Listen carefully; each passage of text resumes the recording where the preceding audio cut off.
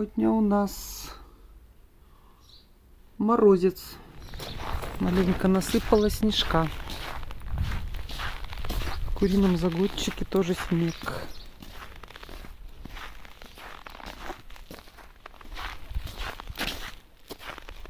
Курочки сегодня у нас сидят дома.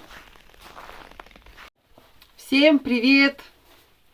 Вы находитесь на канале Аврашка Лайф. Меня зовут Наталья, я живу в Сибири, в Красноярском крае. Сегодня у нас суббота, 19 ноября. Я пришла к своим курам, смотрю тут чего у них как есть. И что-то как-то нахлынула на меня тема такая про ожирение у кур.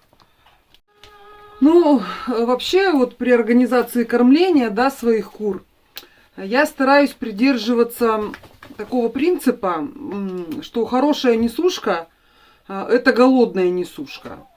Ну, что это значит? Голодная несушка – это не значит, что у меня курица живут впроголодь. Голодная несушка – это значит, голодная курица – это значит, что курица питается по норме, по своей, которая ей необходима, и она находится в постоянном активном поиске. То есть, она корм берет такой, какой ей нужно, и постоянно ищет чего-то еще. Тогда курица всегда чувствует такой небольшой голод, то есть это активизирует ее все процессы, да, и она постоянно активная, да, двигается постоянно, что-то ищет, если она, то двигается же она. И это процесс движения постоянный, то есть препятствует набору лишнего веса. Но я сказала слово «стараюсь», потому что, увы, регулярно у меня возникают проблемы, что куры у меня жиреют. Потому что, знаете, как бывает, что дозированно кормлю, дозированно, раз каких-то кур убрали мы, да, а количество корма я не меняла. Ну и вот кормила и приплыли. Курица одна или две там, видно по ним сразу, что набирает вес. Ну и для начала необходимо понимать, действительно ли куры зажирели, да, то есть, определить, то есть с большей или меньшей долей вероятности, лучше, конечно, с большей, понимать, зажирели куры или нет. Ну, я, конечно, не использую такие методы и не буду про них рассказывать, как там прощупывание кур, там выпячивание живота, какие-то внешние факторы, цвет гребня меняется там и все такое прочее, потому что, это такие факторы, которые, могут вообще ни о чем не свидетельствовать, поэтому я эти факторы вообще не беру никогда в расчет. А тем более, если мало опыта, то вообще не факт, что ты что-то там, как им надиагностируешь, и все, вот. Ну и если, допустим, у тебя количество кур там, штук 30, ты что, будешь каждую курицу ловить и прощупывать? Это тоже нереально, я считаю. Лично у меня есть совокупность таких нескольких факторов, которые позволяют мне разговаривает вместе со мной. Факторов, которые позволяют мне с большой долей вероятности сделать вывод о том, что мои куры жируют, да, и начинают набор лишнего веса. Так сказать, пищевое поведение у кур меняется. Что это такое, он не дает мне говорить. Сейчас я выйду на улицу. Итак, какие же у меня есть факторы, по которым я сужу, что куры у меня жиреют? Во-первых, самый главный фактор – куры перестают нестись, или резко снижают яйценоскость, потому что, полностью все стадо сразу же зажиреть не может. Какие-то куры уже начинают, поэтому яйценоскость снижается. Во-вторых, есть такой признак, что когда утром приходишь кормить кур, и у них в кормушках ты видишь остатки несъеденного вчерашнего корма. А так как я кормлю кур один раз утром, основное кормление я им в кормушке кладу утром.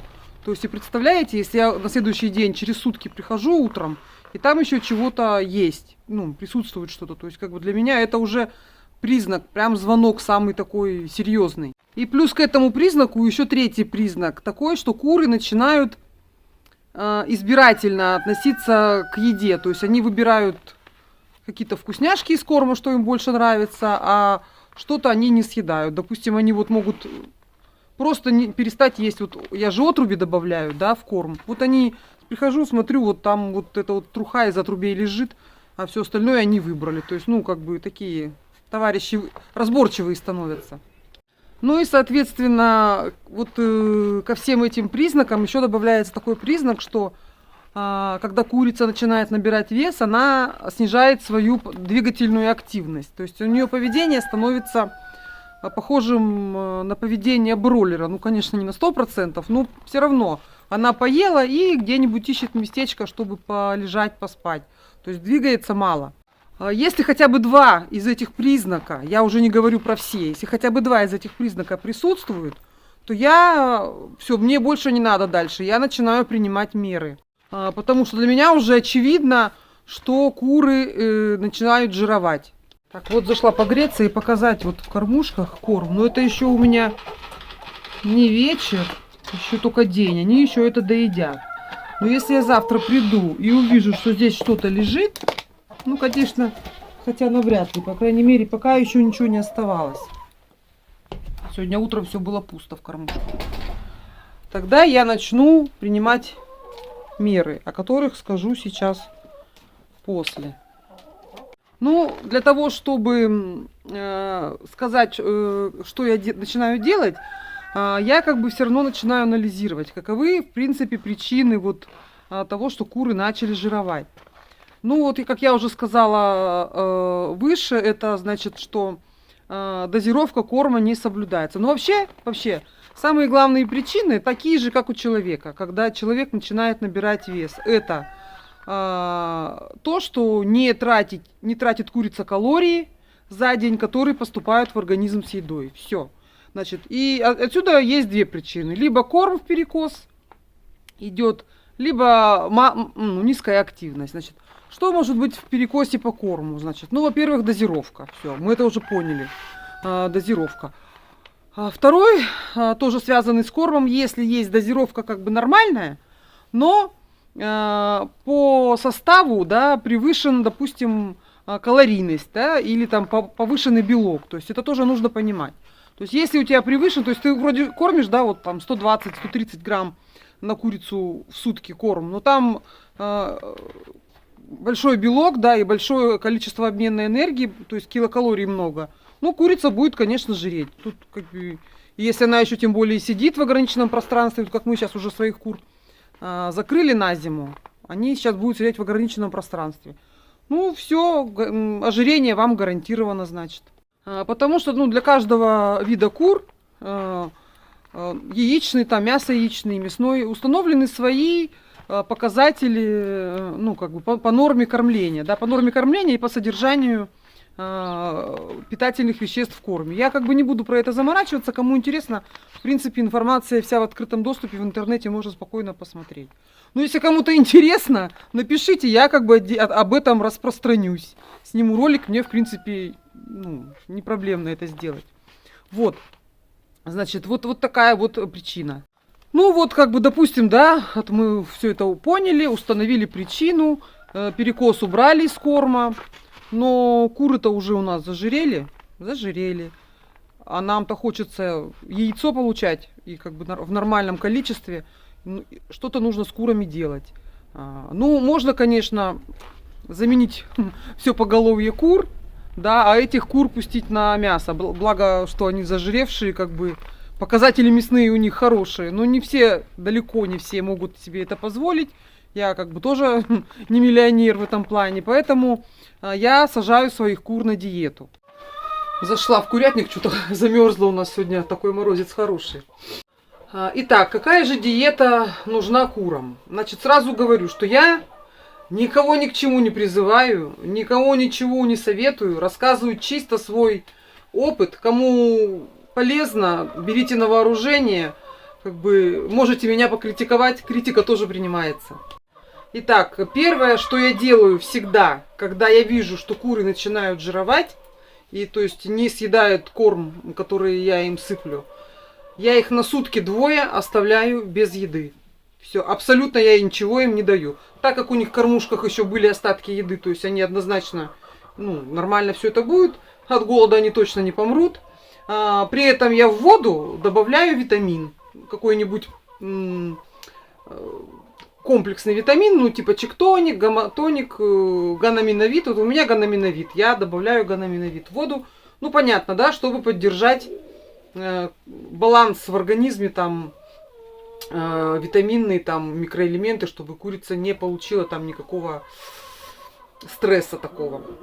Этот этап про оставление кур, я его вообще практикую регулярно. То есть даже если я не сажу кур на диету, я все равно регулярно, у меня бывают такие дни, когда я их просто не кормлю. Обычно хватает 1 дня, можно до 2 дней. Значит, что этот этап дает? Во-первых, организм у курицы запускает... Вот, подтвердил. Организм у курицы запускает, ну, активизирует обменные процессы, да, и организму курицы дается старт на использование собственных жировых запасов. Это очень важно. Итак, значит, посидели у меня куры сутки без еды, значит, потом, когда я иду их кормить, в утреннее кормление в которое я их кормлю, я уменьшаю количество корма на треть. То есть ни на какую, ни наполовину, на треть. Вот, допустим, я им давала 4 килограмма, да, где-то 300 я снижаю. То есть дозировку всех компонентов моего корма. А какие компоненты моего корма можете посмотреть у меня на канале. Есть ролик, как я делаю корм. Значит, я уменьшаю на треть. То есть я для этого рассчитаю сначала. Ну, можно, конечно, на глаз, я делаю на глаз, потому что я привыкла уже, но можно, конечно, рассчитать для себя, чтобы не ошибиться. Вот, уменьшаю на треть. Также зерно, которое я добавляю в корм, цельную пшеницу, я заменяю на овес. Потому что овес менее калорийный, чем пшеница, но содержит больше таких полезных веществ, которые сказываются на улучшении функций печени. А печень, вы знаете, ну, является хорошим, ну, как бы, улучшение функций печени очень хорошо сказывается когда идет снижение веса. То есть людям тоже, когда они начинают садиться на диету, очень сильно рекомендуют есть продукты, ну, овес и продукты из овса, там, геркулес и все такое. Вообще, при кормлении вообще можно заменить даже цельную пшеницу на овес, но я меняю наполовину, потому что, ну, стресс, он и есть стресс. Если посадка на диеты происходит у меня в летнее время, то тогда у меня добавляется в неограниченном количестве трава. То есть, ну, лето вообще лучшее время для посадки на диету, потому что, мне кажется, прям результаты быстро себя не заставят долго ждать. Зимой, конечно, посложнее. И плюс к этому, значит, нужно кур стимулировать больше двигаться. Если это происходит летом, то я им вот эту вот траву, да, которую я им даю, я им кидаю в разных местах. Они всегда, ну, знаете, как оглашенные несутся, то есть мне этого и надо. То есть я их заставляю двигаться, вот. Ну, а если они, ну, зимой дело происходит, тогда я что делаю? Я, значит, ну, траву я не дам, я покупаю гранулы травяные, да, заместо травы им даю. Также увеличиваю там всякие овощи, типа морковки, капусты. Выращиваю сама зелень тоже. Вот. Ну, а чтобы заставить кур активнее двигаться в зимнее время, да, все-таки они в ограниченном пространстве сидят. Ну, наверное, не секрет, много таких роликов было, как подвешивание качана капусты, да, на веревку. Вот я такое тоже практикую, знаете, ну, ее нужно подвешивать так, чтобы курица как бы за ней тянулась или подпрыгивала. Тогда прям хорошо очень это дело все работает. Их подвешиваешь, допустим, парочку, да, чтобы они тут себя... драки не было за этот качан. И все, небольшенький качанчик подвесил нормально. Приходишь на следующий день, уже тут ничего нет. То есть это заставляет их активно двигаться. Ну и третье, да, наверное, это...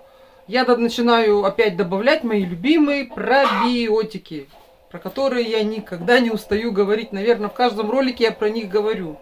Ну, пробиотики я добавляю всегда, когда вношу какие-то изменения в корма. Но когда мы сажаем на диету, там прям пробиотики очень нужны.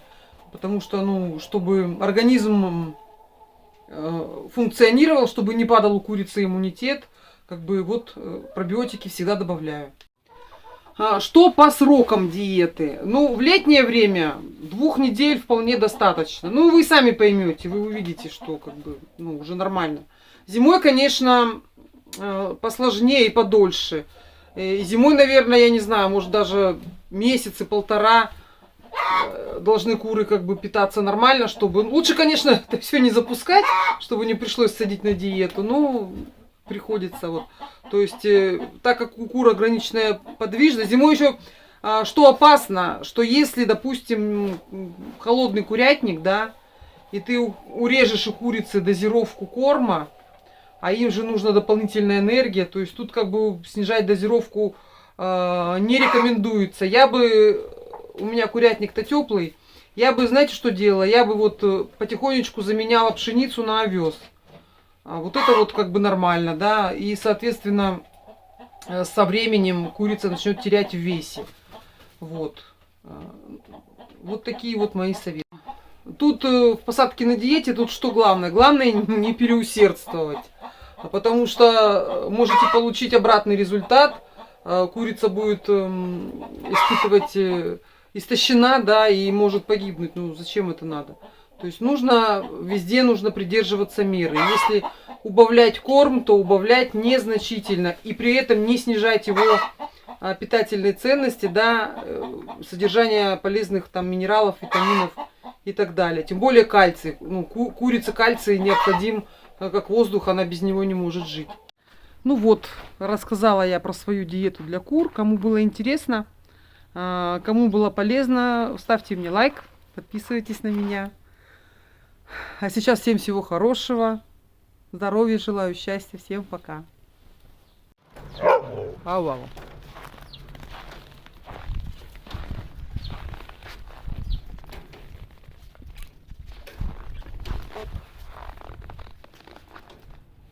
Не, жопа такая.